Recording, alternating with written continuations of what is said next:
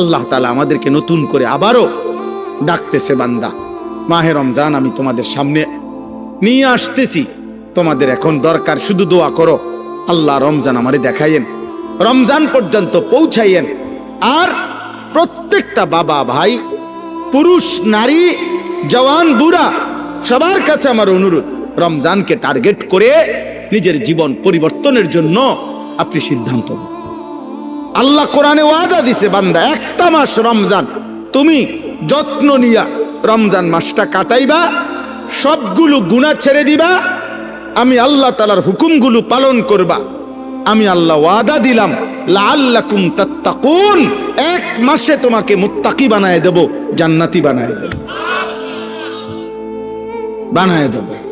আল্লাহ তাআলা বলছেন, আল্লাহ কোরআনে বলছেন, বান্দা তুমি মনে রেখো কোনোভাবে রমজান বলতে আমি কঠিন কিছু তোমার উপরে চাপাই নাই। ইউরিদুল্লাহু বিকুমুল ইউসরা ওয়ালা ইউরিদু বিকুমুল উসরা। কোরআনে আল্লাহ বলছেন, রমজানের কথা বলতে গিয়ে আল্লাহ বলছে, বান্দা মনে করো তোমার জন্য আমি কি কি দিছি রমজানে। স্বাভাবিক সারা বছরের নেক আমল তো আছেই, বাকি নতুন করে কি দিলাম? এক নম্বরে ধরে নেন, নতুন করে আল্লাহ তাআলা রমজানে আমাদেরকে কি দিলেন? এক মাসের রোজা, রোজা রাখতে হবে। 2, প্রতিদিন তারাবি পড়তে হবে। 3, ইফতার করতে হবে। 4, রাত্রিবেলা সাহারি খাইতে হবে। 5, শেষ দশকে এতেকাফ করতে হবে। 6, শেষ দশকের বেজর রাত্রিগুলোতে সবে কদর তালাশ করতে হবে। আর কি? আর পুরাটা মাস গুনাহ থেকে বাঁচতে হবে। আল্লাহ তাআলার নেক আমল, 5 ওয়াক্ত নামাজ, জিকির, তেলাওয়াত, দোয়া, কান্নাকাটি, এর মধ্যে লিপ্ত থাকতে হবে। এই তো কথা। আল্লাহ তাআলা বলেন, বান্দা বিশ্বাস করো, এই যে যা যা দিছি আমি, ইফতার, সাহারি, এতেকাফ, তারাবি, রোজা, নামাজ, আল্লাহ বলে বান্দা বিশ্বাস করো, আমি এই বিধানগুলো সাজাইতে গিয়া, দিতে গিয়ে আমি আল্লাহ নিজে তোমার সহজ যেন হয়, কষ্ট যেন না হয়, আমি আল্লাহ কসম নিজে খেয়াল করেছি। ইউরিদুল্লাহু বিকুমুল ইউসরা, আমি আল্লাহ চেয়েছি তোমার যেন সহজ হয়। ওয়ালা ইউরিদু বিকুমুল উসরা, আমি আল্লাহ তাআলা তোমার জন্য কঠিন হোক এটা চাই নাই। প্রথম যেভাবে বিধান শুরু করছি নবীজির জামানায়, প্রথম রোজার শুরু, রমজানের শুরু, ওইখান থেকেও আমি বান্দা সহজ করতে করতে করতে বর্তমানের অবস্থায় আনছি। শুধু কমাইছি, বাড়াইছি না, শুধু কমাই আনছি। সংক্ষেপে বলি, প্রথম রাসূলুল্লাহ সাল্লাল্লাহু আলাইহি সাল্লামের জামানায় রোজা এর বিধান ছিল কি? এর বিধান ছিল, মৌলিক নিয়ম ছিল যে নবীজির জামানায় প্রথম রমজানের রোজা রাখার নিয়ম ছিল সুবহে সাদিক থেকে, মানে সকালবেলা যেই ভোরের টাইম, সুবহে সাদিক থেকে রোজার টাইম শুরু হইতো। সন্ধ্যা হইলে, সূর্য ডুবলে, মানে আমরা যখন ইফতার করি তখন ইফতার খাওয়ার অনুমতি ছিল। কিন্তু তখন রোজা ছিল কেমন, মানে আমাদের নবীজির জামানায়, সাহাবাদের জামানায় রোজার বিধান ছিল এরকম যে সন্ধ্যা হইলে ইফতারির টাইমে যতক্ষণ পর্যন্ত সজাগ থাকবে, মানে আরেকবার ঘুম না যাবে, ততক্ষণ পর্যন্ত আপনার সে খাবার দাবার, স্ত্রীর সাথে মিলামিশা সব করতে পারবে। কিন্তু সন্ধ্যার পর থেকে নিয়ে যখনই ঘুমায় যাবে, ঘুম আইসা গেলে নতুন রোজা শুরু। মনে করেন এখন যদি সন্ধ্যা 6টা বাজে ইফতার করলাম, এখন সজাগ যতক্ষণ, খানার টাইম এতক্ষণ, বুঝেন নাই হিসাবটা? সজাগ যতক্ষণ এতক্ষণ। 8টা বাজে ঘুমায় গেছে, রোজা শুরু। বা মাগরিব পড়ে বলে কদ্দুর শরীরটা ভাল লাগতেছে না, সারাদিন ব্যস্ত ছিলাম, একটু শুইছে, রোজা শুরু। এটাই ছিল বিধান, এটাই নবীজির জামানায় ছিল। কিন্তু এইটুকুর কারণে সাহাবাদের কষ্ট হইতেছিল। কি কষ্ট? দেখা গেছে অনেকে সন্ধ্যাবেলা ইফতারের সময় হয়তো সামান্য মাত্র পানি পান করছে, বা 2টা খেজুর খাইছে, অথবা খায় নাই, এরই মধ্যে মাগরিবের নামাজ পড়ে ক্লান্তিতে ঘুম চলে আসছে, এই কারণে আর খাবার খাইতে পারে নাই। সারা রাত্র আবার নতুন রোজা শুরু হয়ে গেছে। পরের দিন আবার সন্ধ্যার সময় খাবার অনুমতি। তো ফলে একদিন একজন সাহাবী সন্ধ্যাবেলায় খাইতে পারে নাই, ফলে ঘুমায় গেছে।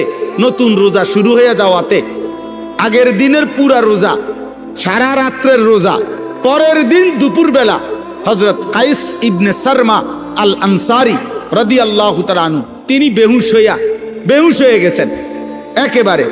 তো আল্লাহ তাআলা দেখছে আমার বান্দার তো কষ্ট হইতেছে, তো আল্লাহ তাআলা পুনরায় আবার বিধান নাজিল করে এই কোরআনের মধ্যে আল্লাহ আবার বলছে, ঠিক আছে বান্দা, আরো কমায় দিলাম, এখন সুবহে সাদিক থেকে সূর্য অস্ত পর্যন্ত, এই সন্ধ্যা পর্যন্ত, এই পর্যন্ত রোজা রাখো।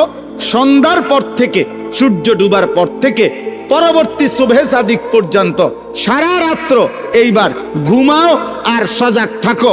খাবার দাবার, স্বামী স্ত্রীর মিলামেশা, সবকিছুর অনুমতি পূর্ণ দেওয়া হইল। ঘুমাইলেও অনুমতি আছে, না ঘুমাইলেও অনুমতি আছে। আল্লাহ তাআলা বলে, তবুও আমি চাই তোমার যেন কষ্ট না হয়। ইউরিদুল্লাহু বিকুমুল ইউসরা, আমি কষ্ট দিতে চাই না। ইবান কি মায়া করে মালিক বলছে, মা জাআলা আলাইকুম ফিদ্দীন মিন হারাজ। আল্লাহ বলে, বান্দা, দ্বীনের নামে, ইসলামের নামে, কোরআনের নামে, শরীয়তের নামে, বিধানের নামে আমি আল্লাহ তোমাদের উপরে একটা কষ্ট আমি দেই নাই। আমাকে মানতে গিয়ে তুমি বান্দা কষ্ট পাইবা, আমি এমন মালিক না।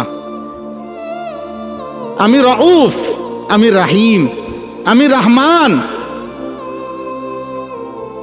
আমি সব জানি আমার বান্দার ভেতর বাহির, যোগ্যতা কদ্দুর, দুর্বলতা কদ্দুর, সক্ষমতা কতটুকু।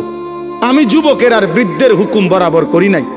আমি আল্লাহ তাআলা এরপরে দেখেন, আল্লাহ বলছে, বান্দা আচ্ছা ঠিক আছে, এরপরে আরো শোনো। দুইবার আল্লাহ বলছে, দুইবার রোজার কথা বলতে গিয়ে বলছে, ফামান কানা মিনকুম মারিদান আও আলা সাফারিন ফাইদ্দাতুম মিন আইয়ামিন উখার। শোনো, তোমরা যারা প্রচন্ড অসুস্থ, যে অসুস্থতার কারণে রোগ বেড়ে যাবে, রোজা রাখলে কোনোভাবেই পারতা না, ঠিক আছে ছেড়ে দাও। যখন সুস্থ হইবা তখন এই রোজাগুলো কাজা করো। তোমরা যদি দূরের লম্বা সফরে মুসাফির হও, তাহলে যদি প্রচন্ড রৌদ্র, প্রচন্ড পেরেশানির কারণে তুমি মনে করো যে কষ্ট হবে, তো আল্লাহ তাআলা বলে, ঠিক আছে রমজানের রোজা এটা ছেড়ে দিও, তুমি অন্য টাইমে যখন বাড়িতে ফিরবা তখন কাজা করে নিও। আমি চেয়েছি তোমার সহজ, আমি বান্দা চেয়েছি তোমার সহজ। আল্লাহ নবী সাল্লাল্লাহু আলাইহি সাল্লাম বলছে, উম্মত ইফতার তাড়াতাড়ি করে কইরো। আল্লাহ নবী বলছে, উম্মত সেহরি দেরি করে খাইও, মানে কষ্ট যাতে না হয়। ইফতার করো তাড়াতাড়ি, যাতে সময় হইছে সাথে সাথে ইফতার করো, এর মধ্যেই বরকত। সাহারি দেরি করো, যেন লাস্ট টাইমে নিয়ে খাও, কোনো অসুবিধা নাই, যাতে করে তোমার কষ্টের মাত্রাটা কম হয়। মানে সব মিলাইয়া রব্বুল আলামিন চেয়েছেন আমার বান্দার যেন আরাম হয়, কষ্ট না হয়। ইউরিদুল্লাহু বিকুমুল ইউসরা ওয়ালা ইউরিদু বিকুমুল উসরা। একদিকে তো সহজ করার জন্য এত ব্যবস্থাপনা করেছেন, আবার আরেক দিকে নেকি।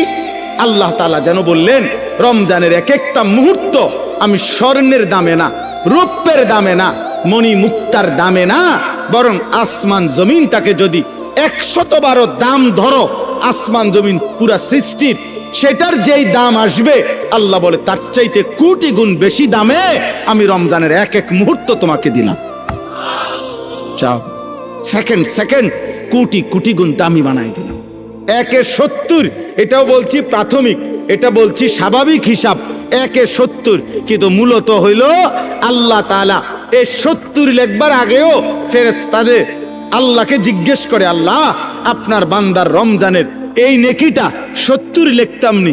আল্লাহ বান্দার দিকে তাকাইয়া যখন দেখে গুনাহ থেকে মুক্ত, আল্লাহর জিকিরে তার জিহ্বা ভিজা, আল্লাহর মহব্বত তার কলিজার মধ্যে, সুন্নাত মোতাবেক তার জীবন, আল্লাহ তখন বলে, না 70 না, 700 লেখো, 700, 7,000 লেখো, 70,000 লেখো, 7 লক্ষ লেখো, 70 লক্ষ লেখো, 7 কোটি লেখো, 70 কোটি লেখো, 70,000 কোটি লেখো।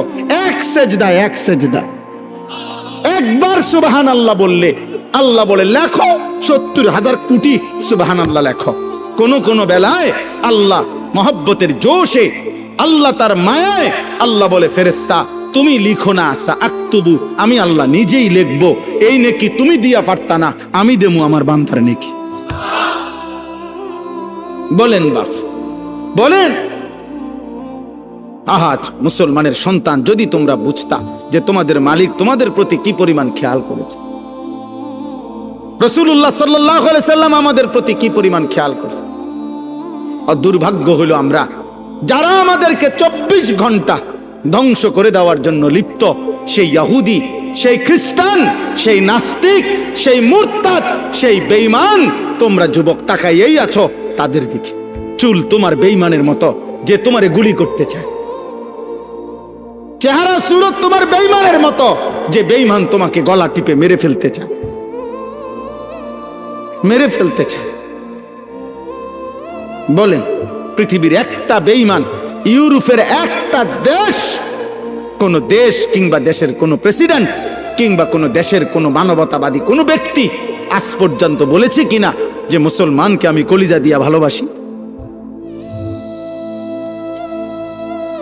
হ্যাঁ, তাহলে যে আমারে ঘৃণা করে, যে আমারে ধ্বংস করতে চায়, যে আমারে 24 ঘন্টা আমার জাতি, আমার গোষ্ঠী, আমার সম্প্রদায়, আমার কওমকে যে ধ্বংস করে দিতে চায়, সে আমার প্রিয় হবে কেন? আল্লাহ আমাদেরকে বুঝ দান করেন। অতএব আজকে আমার এতটুকুই কথা শেষ। আমি প্রত্যেকের কাছে অনুরোধ করলাম, রমজান মুমিনের জন্য ভিন্ন কিছু, আখিরাত প্রত্যাশীর জন্য রমজান আলাদা কিছু, আলাদা কিছু। যার আখিরাত দরকার তার জন্য রমজান অনেক কিছু। যার শুধু দুনিয়া দরকার, ভাত মাছ চাল ডাল আর এই বিল্ডিং, ইট বালু সিমেন্ট আর ফুলকপি ফাতাকপি, আর জীবন যার এই খিরা টমাটো, এ কদ্দুর খাইয়া দাইয়া বনে বিড়িয়ে সিগারেটে সাদোয়ানে আর গফে আর টেলিভিশনে আর নর্তকিতে, এতটুকু নিয়ে যার জীবন, তোর জন্য রমজান কিছুই না, নাফরমান। কিন্তু ইমানদারের জন্য রমজান অনেক কিছু। যার আখিরাত দরকার তার অনেক কিছু, তার জন্য অনেক কিছু। এজন্য রাসূলুল্লাহ সাল্লাল্লাহু আলাইহি সাল্লাম 2 মাস রমজানের জন্য দোয়া করতেন। এজন্য কিতাবে আছে আউলিয়ায়ে কেরাম 1 বছরও ছিলেন। এক রমজান শেষ হইলে, ঈদের চাঁদ উঠলে, ঈদের দিন আবার পরবর্তী রমজানের জন্য দোয়া শুরু করতেন। 1 বছর টানা আরেকটা রমজানের জন্য দোয়া করতেন। এজন্য আখিরাত যার দরকার তার জন্য রমজান ভিন্ন কিছু। আল্লাহ তাআলা আমাদের প্রত্যেককে রমজানের কদর করে আজকের এই মুবারক মাহফিল থেকে রমজানের প্রস্তুতি নিয়ে নিজেদের জীবন সুন্দর করার তৌফিক দান করেন, কবুল করেন, আমিন। কোন মানুষের সুস্থতার জন্য এটা জরুরি যে তার মধ্যে পার্থক্য শক্তি থাকে। একটা মানুষ কি সুস্থ স্বাভাবিক নাকি প্রতিবন্ধী, মানসিক ভারসাম্যহীন, এটা বুঝার একটা চিহ্ন হলো তার মধ্যে পার্থক্য শক্তি আছে কিনা। অর্থাৎ যে সত্য মিথ্যা, জায়েজ না জায়েজ, উচিত অনুচিত, ভালো মন্দ, কল্যাণ অকল্যাণ, হালাল হারাম, এটা যে পার্থক্য করতে পারে, এই সুস্থ মানুষ, স্বাভাবিক মানুষ। আর যার মধ্যে এই পার্থক্য শক্তি থাকে না, যে না আমার যখন যেখানে যা আমার মন চায় তা, এবারে হাসুক নলে লাফাক নলে ফালাক, এটা কি মানায় না, মানায় না, অন্যরা কি মনে করবে কি ভাববে কিছুর আমার দরকার না, এই মানুষ কিন্তু মনে রাখতে হবে এই মানুষ প্রতিবন্ধী, মানসিক ভারসাম্যহীন, তার ব্রেনে সমস্যা। এই জন্য ছেলেরা, বাবা এটা মনে রাখো, তোমার পথে তুমি চলো, আমার পথে আমি চলি। কেউ কারোর জন্য আটকায় না, কারোর জন্যই দুনিয়া থেমে থাকে না, কারোর জন্যই না, কারোর জন্য কেউ থামে না। দুনিয়া প্রত্যেকের কে নিয়ে আপন গতিতেই চলতেছে। ওয়াকুল্লুম ফি ফালাকিন ইয়াসবাহুন, সব কিছু একটা নির্দিষ্ট গন্তব্যের দিকেই চলতেছে। আল্লাহ তাআলা বলছে প্রত্যেকটা সৃষ্টি আল্লাহর সমস্ত সৃষ্টি। অতএব কারো জন্য, কারো হাসি, কারো কান্না, কারো মৃত্যু, কারো জন্মগ্রহণ, কোনো কিছুতেই পৃথিবীর ঘন্টা মিনিট সেকেন্ড থামে না।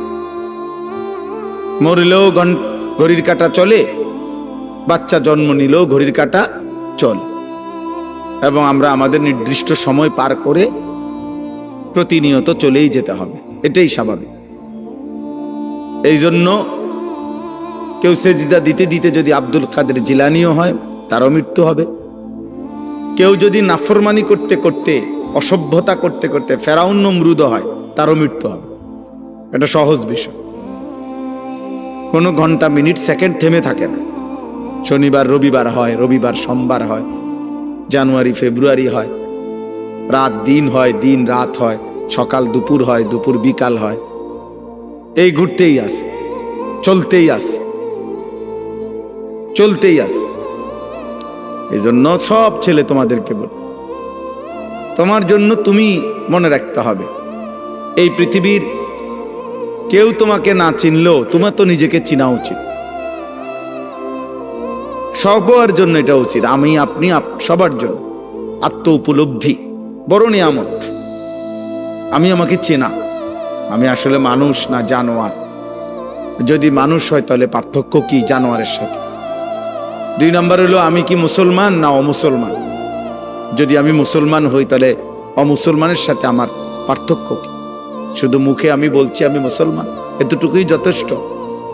কোরআনুল কারীমের মধ্যে আছে, আল্লাহ তাআলা বলছেন, ক্বালাতিল আ'রাবু আমান্না কুল লাম তু'মিনু ওয়ালাকিন কুলু আসলামনা ফালাম্মা ইয়াদখুলিল ঈমানু ফি কুলুবিকুম। আল্লাহ তাআলা বলেন, মক্কার কিছু বেদুইন মানুষ নবীজির সামনে আইসা বলতো, মুহাম্মদ আমরা ঈমান এনেছি, আমরা মুমিন। আল্লাহ তাআলা বলেন, আপনি তাদেরকে বলে দেন যে না, তোমরা ঈমানদার নও। আমি আল্লাহ বললাম তোমরা ঈমানদার না, বরং তোমরা এতটুকু বলতে পারো যে আমরা বাহ্যিকভাবে ইসলামের আনুগত্য স্বীকার করছি, মানে পরিচয় দিচ্ছি। ওয়ালাম্মা ইয়াদখুলিল ঈমানু ফি কুলুবিকুম, এখনো তোমাদের অন্তরে ঈমান প্রবেশ করে নাই, আল্লাহ বলছেন। তার মানে এটা নিয়ম, শেকড় যত গভীর হয়, গাছের ডালপালা তত মোটা হয়, ছড়ায় পড়ে। যে গাছের শিকড় যত দুর্বল, ওই গাছের উচ্চতা এবং চারিদিকে ছড়িয়ে পড়া ডালপালা তত দুর্বল। তো শেকড় গভীর হইলে ডালপালাও বড় হয়, মজবুত হয়, ছড়িয়ে পড়ে। তো যার কলিজার ভিতরে ঈমান যেমন, তার বাহ্যিক চেহারা, সুরত, চলন বলন, বাহ্যিকভাবেও তার ইসলাম ততটা ছড়িয়ে পড়ে। এটা দেখলেই বোঝা যায়, চুল দেখলেই বোঝা যায় তার কলিজায় ঈমান আছে না নাই। সেজদা দেখলেই বোঝা যায়, নামাজের সময় দেখলেই বোঝা যায় যে তার মধ্যে ঈমান আছে না নাই। হালাল হারামের সামনে আসলেই বোঝা যায় তার মধ্যে ঈমান আছে না নাই। নারী সামনে আসলেই বোঝা যায় তার মধ্যে ঈমান আছে না নাই। পাক নাফাকের প্রশ্ন আসলেই বোঝা যায় ঈমান আছে না নাই। এটা প্রতি মুহূর্তেই পরীক্ষা চলতেছে, আর প্রতি মুহূর্তেই প্রমাণ হইতেছে। আল্লাহ তাআলা কোরআনুল কারীমের মধ্যে বলছেন, ওয়ালাকাদ ফাতান্নাল্লাযীনা মিন ক্বাবলিহিম ফালা ইয়া'লামান্নাল্লাহুল্লাযীনা সাদাকু ওয়ালা ইয়া'লামান্নাল কাযিবিন। আমি আল্লাহ প্রত্যেক যুগে যারাই নিজেদেরকে মুমিন পরিচয় দিয়েছে, আমি তাদেরকে পরীক্ষা নিয়েছিলাম, আর পরীক্ষা নিয়েই আমি জেনেছি ঈমানের দাবিতে কে সত্যবাদী আর কে মিথ্যাবাদী। দাবিদার তো অনেক, কিন্তু কে আসল মজনু আর কে নকল মজনু, এটা পরীক্ষার মাধ্যমেই প্রমাণিত হয়েছে। ঠিক এটাই বাস্তবতা। তোমরা মনে করো একেবারে সব ছেলে একবারে তোমরা মনে করতেছো উল্লাস, নাচো, ফুর্তি করো। আরে বেটা, তুমি একেবারে 4 রাস্তার মোড়ে লাফাও। মনে করো তোমার 1 বছরে না 10 বছরে কেউ তোমার একটা শব্দ কিছু বলে নাই, যে আমি আমার এই নারী, ছবি, জিনা, ব্যভিচার, মদ, জুয়া, অশ্লীল দৃশ্য, চুল, চেহারা, কোনো কিছুর ব্যাপারে কেউ কিছু বলে নাই আমি আমার মতোই। এটা মনে করো না সৌভাগ্য, এটা দুর্ভাগ্য। মানুষ তাকেই বলে যাকে কেউ গড়তে হয়। মানুষের বাচ্চা আর ছাগলের বাচ্চা একরকম না। মানুষের বাচ্চা আর গরুর বাচ্চা একরকম না। গাভীর বাচ্চা ঘাস টাস খাইয়া দৌড়াইয়া এমনি এমনি বড় হয়ে যায়, কারণ তার আখলাক, চরিত্র, শিক্ষা, দীক্ষা, ভদ্রতা, আচরণের কোনো প্রশ্ন নাই, আর শুধু ঘাস খাইতে লেগেছে। কিন্তু মানুষের বাচ্চা শুধু ভাত খাবে আর পেশাব করবে, পায়খানা করবে, আর ঘুম যাবে, ঘুমের তুইটা আবার লাফাবে। এইটা কোনো মানুষের বাচ্চা বলে না। এটা মানুষের বাচ্চা হলো তার শিক্ষা আছে, দীক্ষা আছে, আদব আছে, আখলাক আছে, চাল চলন শেখানোর বিষয় আছে, সবকিছু ভিন্নতা।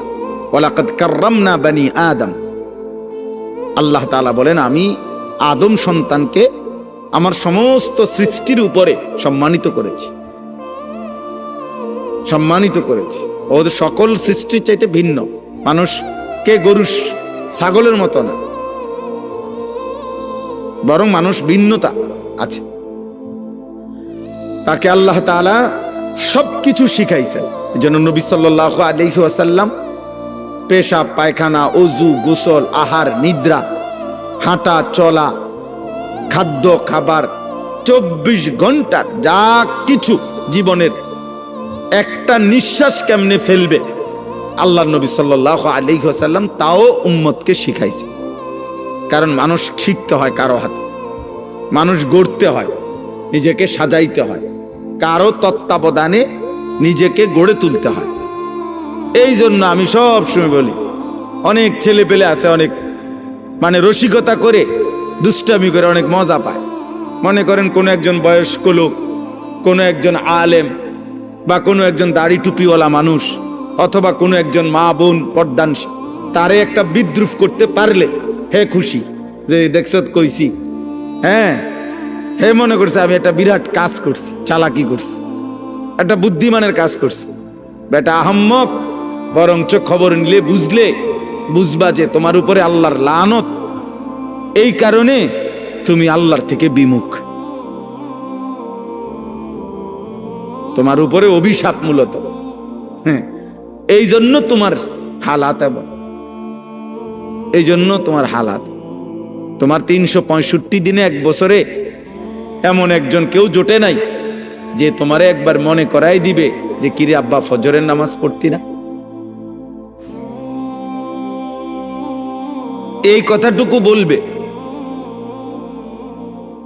তোমার এটা দুর্ভাগ্য, এমন একজন মানুষ জোটে নাই তোমার কপাল। তোমার 24 ঘন্টা পার হইয়া এখন তোমার ঘুমের টাইম, রাত 12টা, তোমারে কেউ একজন মানুষ তোমার কপালে জোটে নাই যে তোমাকে জিজ্ঞেস করবে যে বাবা আজকে সারাদিনে 5 ওয়াক্ত নামাজ পড়ছো কিনা। এই কথাটা জিজ্ঞাইবার মতো একজন মানুষ তার কপালে নেই। এর চাইতে বড় লানত তার কপালে আর কি, এর চাইতে বড় অভিশাপ কি আর।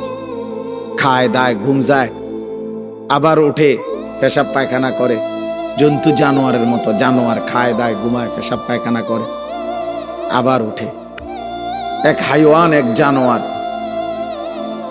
এক পশু, যে পশুর আল্লাহ নাই, সেজদা নাই, আখেরাত নাই, হালাল হারামের কোনো পার্থক্য নেই। এই তো জন্তু জানোয়ারের আখলাক। এই জন্য খুব চালাক মনে করো না নিজের, খুব উল্লাস ফুর্তি করো না। বললাম অনেক ছেলে, আমি প্রায় এটা ভাবি, অনেক ছেলে আছে মনে করে খুব বুদ্ধিমান। আরে বুদ্ধিমান না বেটা, তোর বদনসিব বেটা, তোর বদনসিব বেটা, দুর্ভাগ্য বেটা। আলহামদুলিল্লাহ, আমি আমার পুরা ছাত্র জীবন এবং আমার কর্মজীবনেও আল্লাহ আমার এমন মা জুটাইছে। আমার মা প্রতিদিন ফজরের নামাজের জন্য যতক্ষণ ঘুম থেকে না উঠছি, মা ঘন্টা ফিটাইয়া, স্কুলের ঘন্টা টুং টুং করে বাজায়, যে ঘন্টা দিয়া বাইরে দরজার সামনে আমগরে উঠাইছে। মা আমগরে উঠাইছে, আলহামদুলিল্লাহ। বহুদিন আমার যখন একটা বাচ্চা হইছে, আমার বিবি বাচ্চা আছে, আমার সন্তান আছে যখন, তখনও মা আমগরে দরজার সামনে আইসা দরজার ঘন্টা ফিরত। কইতাম মা উঠছি তো, কইতো না উঠ, দরজা খোলো, লাইট জ্বালাও। শোয়ার থেকে উঠছি তো, কইলে হইতো না, তাহলে এটা সৌভাগ্য আমার জীবনে। আমার জীবনে সৌভাগ্য যে আমি ছাত্র জীবনে আমার বড় ভাই আমার দিকে বারবার খেয়াল রাখছে। আমি চুল কাটে আসছি তো বড় ভাই হাত দিয়ে দেখছে চুল সমান হয়েছে না, বলছে আবার যাও। 3 বার চুল কাটাইছে, একবারের চুল। আলহামদুলিল্লাহ, বিনিময়ে ঠকি নাই। এই জন্য সবাই মিলে এটা ভাবা দরকার। ছেলেরা, কারো জন্য কেউ আটকায় না। আমি আবারও বললাম, তুমি নষ্ট হইতে হইতে ফচ্চা যদি গন্ধ ছোঁড়ে, নারী দেখতে দেখতে, উলঙ্গ ছবি দেখতে দেখতে, অশ্লীল দৃশ্য দেখতে দেখতে, বেহায়াপনা, অসভ্যতা, মদ, জুয়া, বন্ধুদের অসৎ আড্ডা, নোংরা কথাবার্তা কইতে কইতে ফচ্চাও যদি যাও, গন্ধও যদি ছোঁটে, তোমার এটাই না ধরার মতো টাইম মানুষের হাতে নাই। মানুষ খুব ব্যস্ত, প্রচন্ড ব্যস্ত মানুষ, সবাই ব্যস্ত। যে যে লাইনে গুনার কাজ যারা করছে তারাও খুব ব্যস্ত, নেকের কাজ যারা করতেছে আলহামদুলিল্লাহ এখন তারাও খুব ব্যস্ত। ওই যে আমি মৌলানা সাহেবকে কইলাম যে ভাই আপনি উনি মহব্বত করেই বলতে চাইতেছে, তা আমি বললাম না ভাই আপনি আমার এতক্ষণ লাগাই আমার নাম কইবেন, আমার এই টাইম দেওয়া নাই। তাহলে বুঝানোর উদ্দেশ্য হলো কারো হাতেই টাইম নেই, কারো হাতে সময় নেই, বুঝলেন? আমি পদে পদে দেখছি বিজিবি, আর্মি, ক্যান্টনমেন্ট থেকে।